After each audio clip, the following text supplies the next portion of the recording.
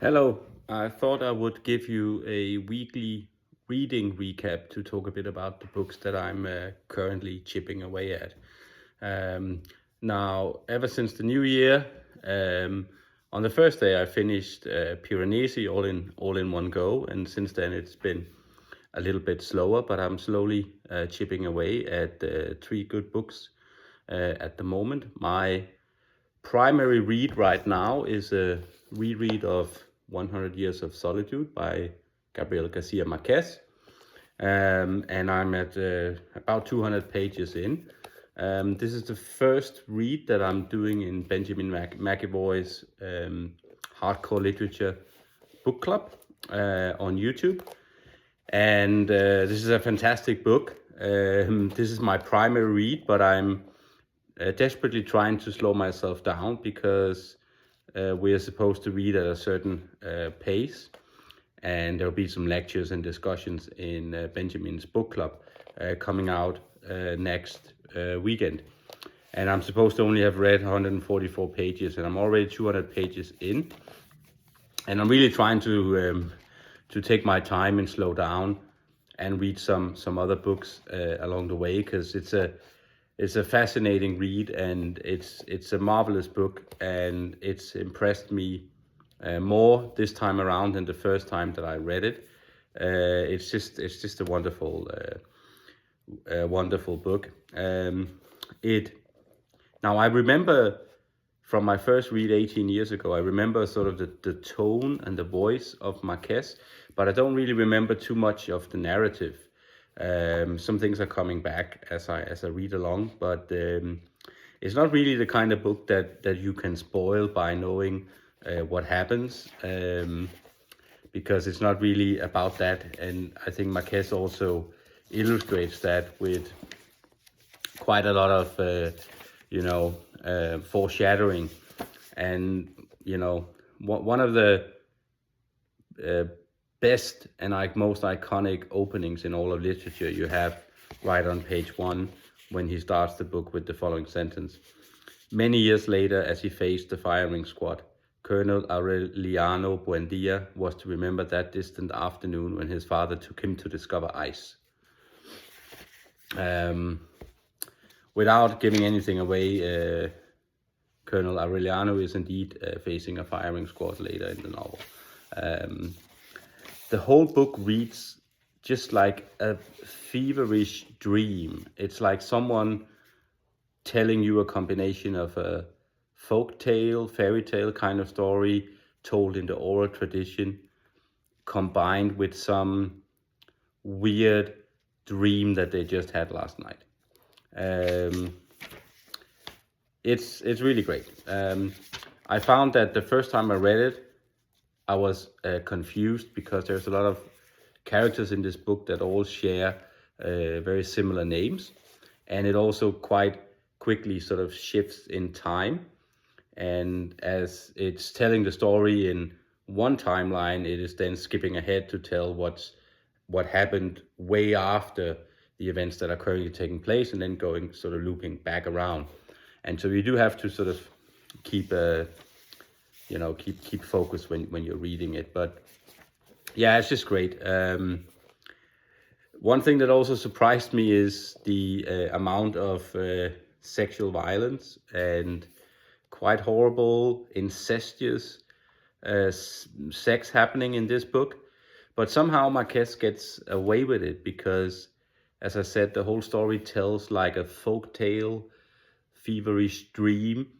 So you don't really, you're not supposed to take it too literally. And I think that's how he gets away with it.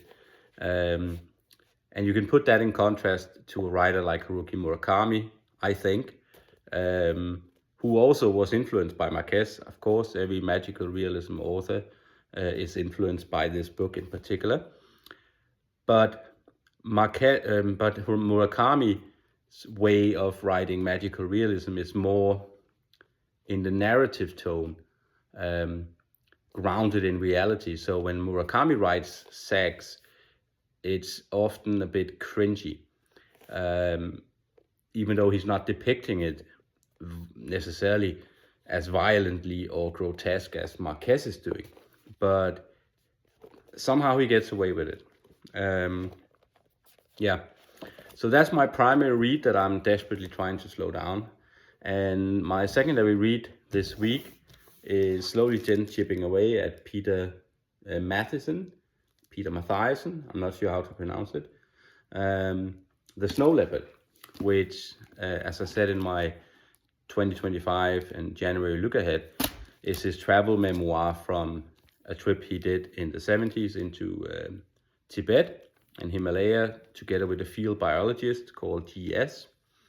And he was on this journey as a traveling adventurer together with GS to catalog and write about blue sheep. Yeah. But he was also on a spiritual journey. He had sort of started being a student of Zen Buddhism, and he was going through some pretty rough patches in his life. His wife had died of cancer a year before he went on this trip, and they had a bit of a rocky relationship, and they had just decided to get divorced when they discovered that she had terminal cancer, and they then stayed together until she died. And as she's going along in this mission, he's writing, his diary and entry every day, and he's quite brutally honest with his own thoughts and feelings, and he just writes quite magnificently. But it is a bit of a slow read, especially compared to Marquez. This feels like it's going in slow motion when you compare it to something like 100 Years of Solitude. Now, Peter Matthiessen, as I said, was a quite remarkable author, having won the Pulitzer Prize for nonfiction with this book, and then 30 years later, he won the Pulitzer Prize for fiction. But he wasn't all that great of a human being, it seems, when you read the book. This could also perhaps be something to do with the time that it was written in and the conventions at that time. But his wife having died of cancer, he decides to go on this 6-month journey with the field biologist GS, and leaving his 8-year-old son at home, which probably to most people would sound like not the greatest of priorities. One other thing that's a bit jarring is the way they encounter local people. They do not have a lot of respect for the local indigenous people of Tibet and Nepal. They write about them quite condescendingly. And this could be something to do with the time it was written in. So yeah, I still think it's a worthwhile read, and I am enjoying it, but it's not a page turner.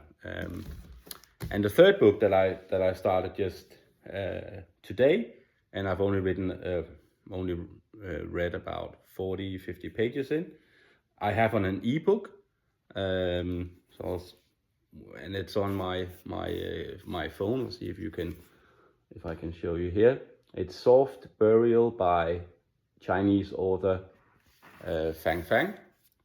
This is a book that was provided to me through NetGalley. It's an advanced reading copy. It's being published in March by Columbia University Press.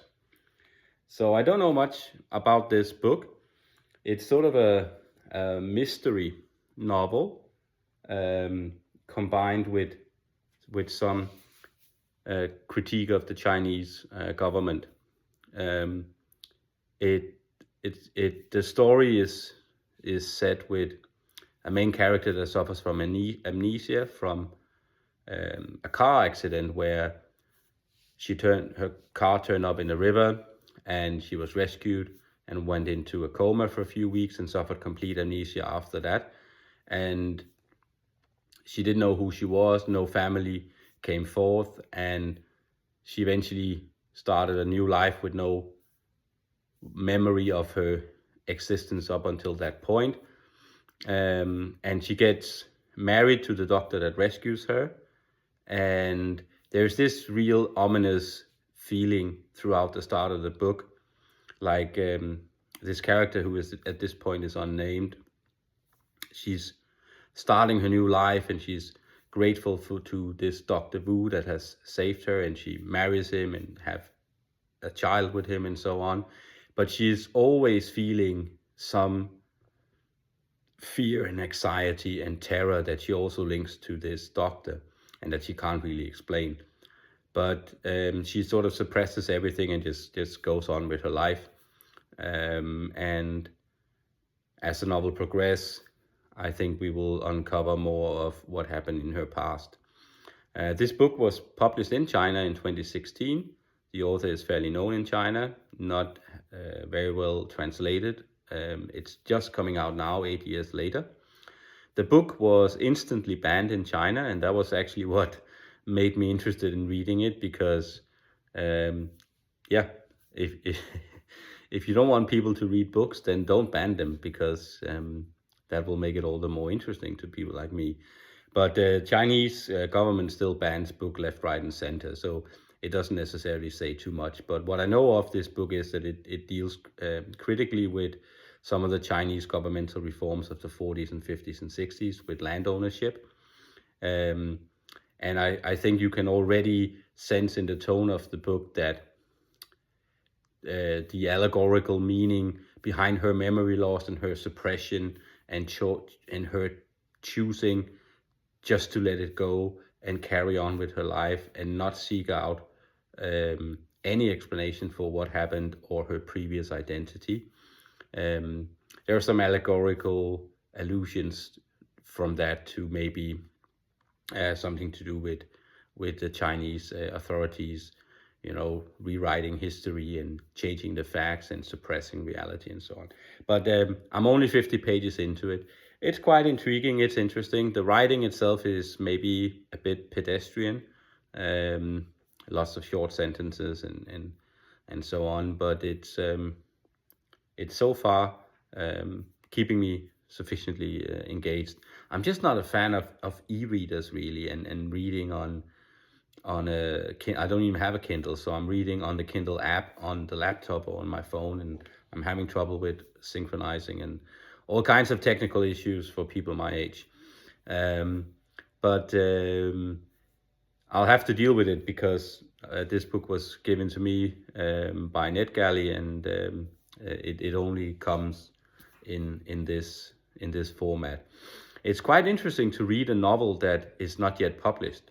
And as I was starting to read it, I realized that even though I try to go into novels with a fresh perspective and not knowing anything about it, most of what I read is relatively old and having therefore already an established relationship and an iconic status. And reading something that has not yet been published, you realize that I don't really have any pinpoints or bearings to what to expect with it, and I have to really find out everything for myself, only looking at this novel without any context. And that's quite interesting and a new experience for me, and it's fun to get something to read before it's even out there, and also it's fun getting it for free. But yeah, thanks to a fellow Instagrammer, she knows who she is, that actually pointed me in the direction of NetGalley and how to use that platform to gain access to books before they are published. So this was my weekly reading recap. I will continue on these 3 books, probably advancing more on the Snow Leopard and on Soft Burial in order to keep my pace down on 100 Years of Solitude. And I'll see you next week. Thank you.